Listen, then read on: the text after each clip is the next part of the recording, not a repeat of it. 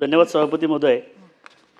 सभापती महोदय, या पुरवण्या मागण्यांच्या पाठिंब्यासाठी मी उभा आहे.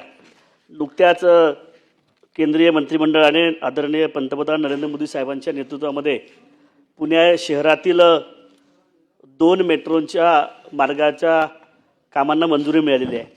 त्यामध्ये वनाज ते चांदणी चौक आणि रामवाडी ते खराडी. आणि या राज्याच्या अर्थसंकल्पामध्ये राज्याचे मुख्यमंत्री आदरणीय देवेंद्र फडणवीस साहेब आणि अर्थमंत्री आदरणीय अजितदादांच्या नेतृत्वामध्ये असलेल्या अर्थसंकल्पामध्ये खडकवासला, स्वारगेट, हडपसर आणि खराडी या मेट्रोसाठी 8,900 कोटींची मान्यता मिळालेली आहे. मी याचं अभिनंदन करतो.